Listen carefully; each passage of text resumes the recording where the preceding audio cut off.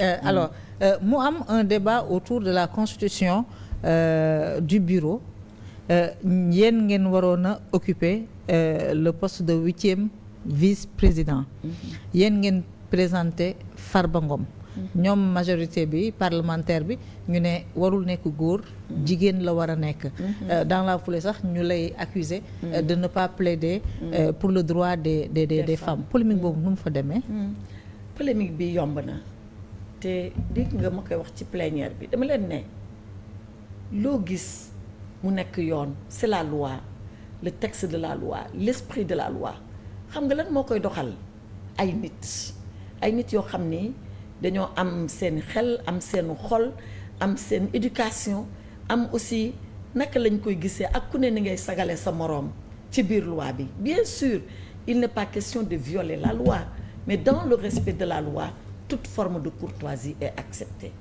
et la loi est d'autant plus respectée elle est d'autant plus respectée de la plus belle manière que cela se fait dans le consensus et dans l'acceptation l'un de l'autre alors qu'est-ce qui s'est passé lan moo xew ñun bi ñu ñëwee suba d'accord ci lépp on est parti voir le secrétariat général parce que ce jour-là la structure charnière c'est le secrétariat général parce que kenn amul dara ñun ñëpp ay député la ñu il faut que mu am kenn koo xam ne moo téye mbir mi ba ñu installer bureau bi et c'est le secrétariat général donc bi ñu paree waxtaan man maa dem ànd ak sama adjoint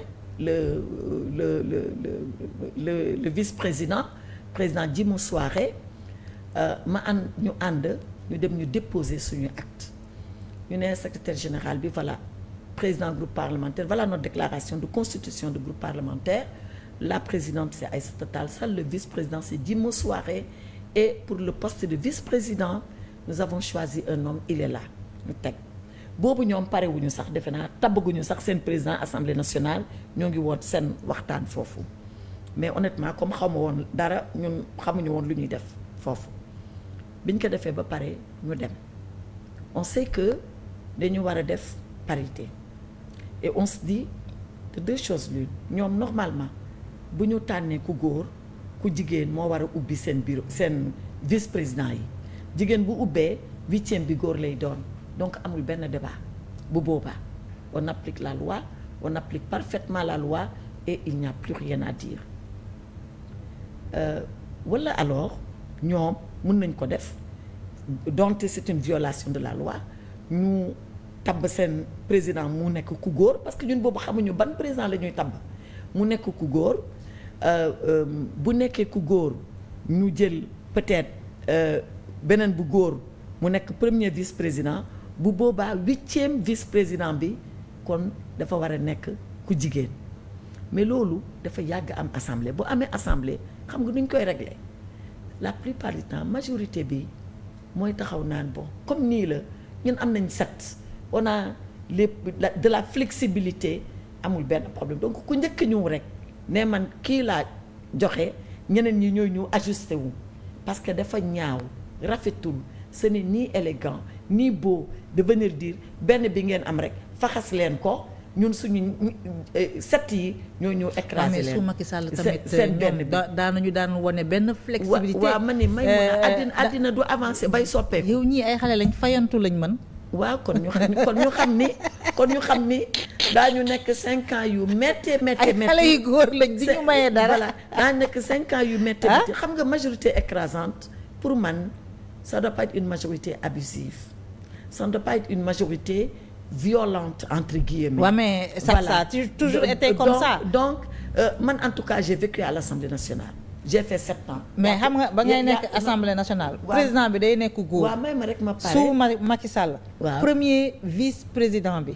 nekk góor. waaw les femmes ont toujours dit que c'est une violation de la loi. lan la ñu doon tontu président assemblée nationale il est hors bureau. Moustapha Cissé Lo nekkoon na premier vice-président Abdou Mbow nekk na ko ak ñeneen nekk nañu ko pendant 12 ans mbir mi noonu la mos a demee mosuñu nangu jël en compte que le président de l'Assemblée nationale est un homme. mën naa tontu xam nga loolu bu amoon man weddiwuma ko de mais xam nga dëkk lan moo koy avancer loo c'est des gens qui se lèvent et qui n'acceptent pas l'inacceptable. Donc boobu ñoom bu fekkee ñoom ñoo nekkoon opposition boobu dañu waroon jóg def ni ñun ni kon tey recours du am ils auraient dû se lever comme c'est leur droit et que c'est l'application de la loi def ay recours ne lii duñ ko nangu ba xam nag lan la ci conseil constitutionnel. mais ñi doon intenter recours yëpp les recours daan aboutir de. man j'ai vu un seul recours il date de 2012 il a été man je suis une avocate donc lépp lu may wax dama koy gëstu ba xam lan la. J'ai vu un recours qui a été introduit par ma sœur Aïda Mbodj ak ñoom Oumar Sarr mii devant le conseil constitutionnel qui s'est déclaré incompétent loolu de gis naa ko lire naa ko jàng naa ko mais man nag j'ai la combativité c'est pas un recours qui va m'arrêter ak lu munti am damay dem jusqu'au bout donc s'il y a un reproche à faire à l'opposition d'alors d'ailleurs qui n'était même pas cette opposition-là c'était une autre opposition parce que à l'époque c'était le PDS qui était vraiment l'opposition. Mais ils avaient un nombre insignifiant et se faisaient écraser par la majorité. waaw bàyyi rek nombre insignifiant bi ak nu mu munti doon ils avaient un groupe parlementaire comme ñun. voilà je ne leur fais pas le reproche mais dama ne ku nekk ak ni ngay gisee ak sa combativité en tout cas man bu doon man boobu damay dem ba mbir mi jeex bu mbir mi jeexoon boobu tey kenn du am débat xam nga pour lan on aurait la loi.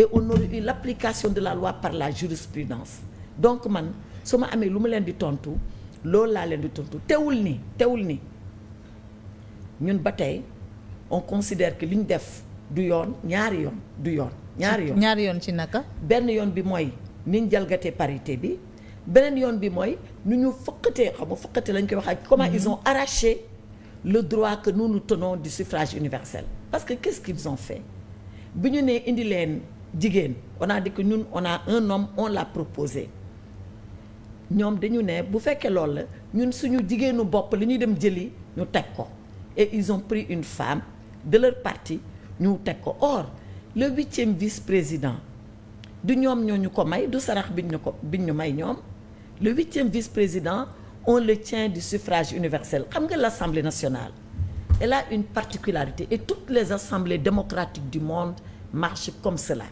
loo fa am rek yaa ko liggéey ci élection tout est calculé mathématique ay chiffres yu compliqués man sax comme je suis nul en mathématiques man calcul yooyu fee laay taxaw suñu assistant parlementaire ak suñu vice-président groupe ak ñoom Abdou Mbow ñoom ñooy nekk di def loolu donc pour former le groupe parlementaire ci ce suffrage la tegu pour avoir des postes ci ce suffrage la tegu muy commission muy vice-président waaye yow peuple sénégalais may la poste may leen poste ñoom yu dul jeex sa benn bi le peuple sénégalais may ñu nangu ko dolli ko. mais dans la constitution du bureau le groupe nu mu tudd la majorité parlementaire est prioritaire dans la constitution du bureau moom mooy njëkk a proposé alors maa ngi xool bureau bi nii alors premier vice-président Ismaïla Diallo suivi d'une femme Roxi Ndiaye suivi d'un homme Cheikh Thioro Mbacké suivi d'une femme Mbène Faye suivi d'un homme Amadou Ba une femme Oulimata Sidibé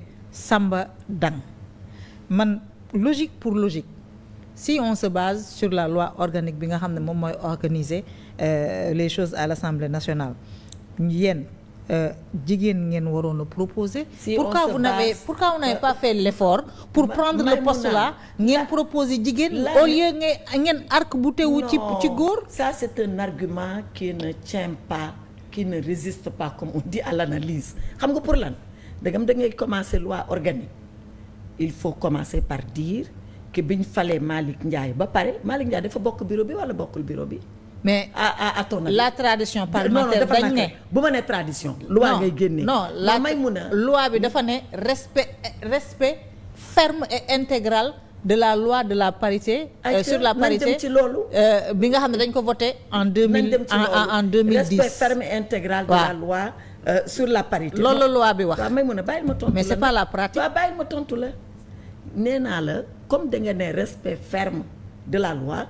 Est-ce que le président Malick Ndiaye il fait partie du bureau de l'Assemblée nationale ou est-ce qu'il est à part xam nga léegi man maay journaliste bi maa lay poser question bi.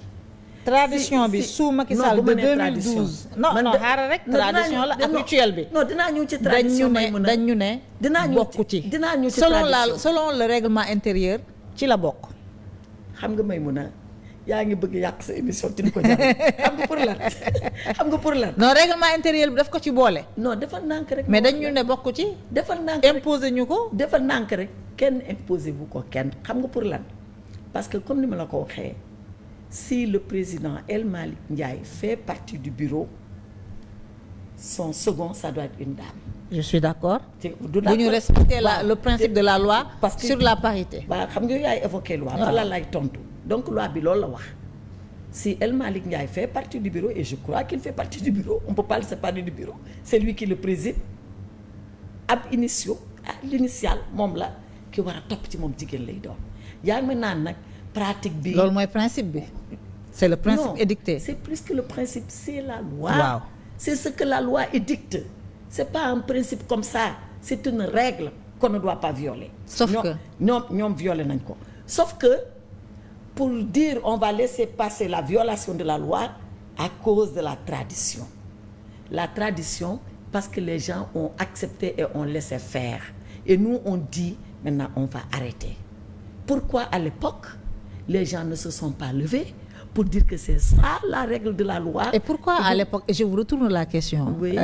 Madame, oui. Pourquoi à l'époque yéen aussi ngeen jël nguur ngeen jël nguur réclamer ay idéaux parité pourquoi à l'époque aussi respecté wu leen l'application de la loi sur la parité de manière ferme et intégrale góor bi bu nekkee président assemblée nationale mu nekk góor on doit avoir une première vice-présidente mais pendant 12 ans góor day nekk président assemblée nationale premier vice-président bi a toujours été un homme et on nous disait que le président est hors bureau. xam nga li ngay wax ne excuse-moi du terme ce n'est pas exact xam nga pour lan man j'ai vécu un moment où le président c'était Moustapha Niasse la première vice-présidente c'était Awa Gueye de Kaolack wala loolu yow je vous le concède je vous le concède c'est la réalité je l'ai je vécu. vous le concède donc il faut pas dans un esprit comme ça tautologique dire que c'est ça qui s'est passé pendant les 12 ans ça ne s'est pas passé comme ça. mais c'est la seule fenêtre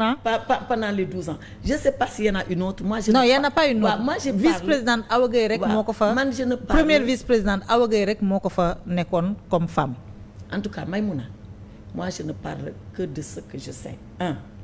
Deuxièmement comme je te l'ai dit le fait d'avoir instauré une pratique ne saurait se substituer à la loi. Je suis parfaitement d'accord. nga waaw. donc à partir de ce moment mu ngi dépendre ci acteurs yi ku nekk ni ngay subir l'application ou la non-application de la loi.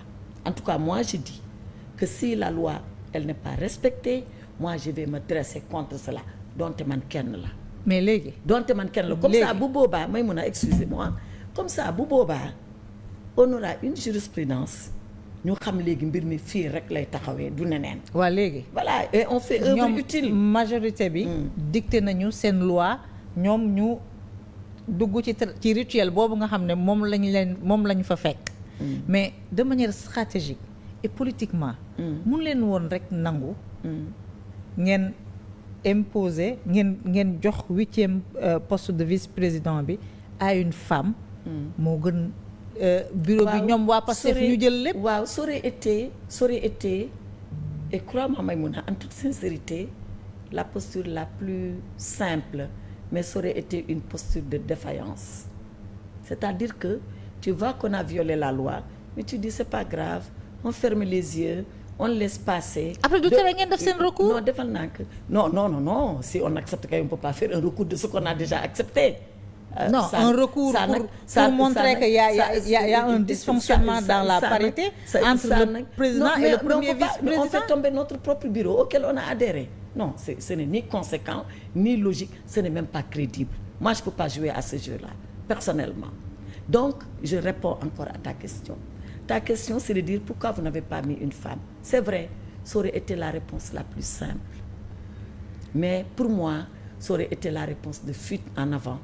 De manque de prise de responsabilité. Pour moi, la meilleure réponse, c'est vrai, elle est difficile, elle est très forte, c'est de dire on va épuiser le droit jusqu'à sa limite. Et aujourd'hui, si maintenant la question est tranchée, elle n'est pas tranchée pour Takoualou, elle n'est pas tranchée pour le groupe Pastef les Patriotes, elle est tranchée pour tout le Sénégal. voilà pourquoi ñoom de jël nañu lépp voilà pourquoi waaw mais nañ ñu delloo non nañ ñu delloo waa kenn buli mi laa ko ne d'accord mais nañ ñu delloo li ñu moom rek comme ça jàmm ne ñooy buñ ñu ko delloowulee justice dinañu ko delloo et si la justice nous dit le bureau je le confirme vous n'avez qu'à mettre une femme on mettra une femme et on saura que c'est le président c'est une décision de justice moo ne puisque bañ ngeen imposer bañ ngeen teg jigéen ci 8e poste de vice-président bi ñoom dañuy teg seen jigéen très respectueusement pour le président de l'Assemblée puisque je suis députée et que c'est mon président il a tort il a absolument tort en wolof wax ko en wolof wax ko en wolof loolu est-ce que mën naa ko man tukulóor laa de donc bu fekkee ni kii jiite assemblée moo ma wax loolu ak respect bi ka amal lépp na xam ni jalgati na yoon jalgati na ko ñaari yoon. vous faites mieux que moi même. Voilà en tout cas daal ñoom mënoon nañu wane nag gentleman tuuti yéen benn bureau ngeen jël lépp. du loolu laa leen wax traditionnellement aussi dama naan gis ne majorité sous Benno Bokk Yaakaar. dañ daan def ay conciliabule. jox dara opposition bi loolu c'était même avant Benno. depuis du temps de nos papas loolu laa doon expliquer en plénière ma leen assemblée c'est le siège de la loi mais également c'est le lieu où se rencontrent les gentlemen pour que au-delà de la loi de l'esprit de la lettre de la loi qu'on puisse s'accorder et qu'on puisse s'honorer les uns les autres donc depuis Lamine Gueye looloo xew assemblée ku mën a sagal sa moroom nga mën ko sagal ku mën a may sa moroom nga mën ko may man mun naa citer ay exemples yu bëri yoo xam ni président Lamine Thiam bu PDS xam ni moom il est à son sixième mandat donc kooku xam na assemblée il connaît tous les coins et recoins de l'Assemblée nationale il a vécu tous les systèmes il a été au pouvoir et dans l'opposition et il m'a expliqué comment à chaque fois est-ce que Maïmouna vous savez que il est arrivé dans l'histoire parlementaire du Sénégal où le président Abdoulaye Wade a dit je ne peux pas accepter que dans cette Assemblée nationale que l'opposition n'ait pas de groupe parlementaire je rabaisse le nombre de députés qu'il faut pour avoir un groupe parlementaire et qui en avait bénéficié à l'époque nous les socialistes. Le Parti socialiste. C'était en 2000 Abdoulaye Wade venait d'opérer une razzia phénoménale il avait tout pris à l'Assemblée nationale on n'avait que 10 députés l'AFP en avait 11 il fallait 15 pour avoir un groupe il a dit ce n'est pas démocratique le Sénégal sera la risée de tous les pays qui croient en la démocratie qui pratiquent la démocratie donc je décide de rabaisser le nombre qu'il faut pour avoir un groupe parlementaire à 10 pour qu'on ait 2 autres groupes parlementaires de l'opposition à côté du groupe majoritaire mais ça pour le faire ce n'est pas la loi il faut un esprit de gentleman. kon gars yi jantaluñu.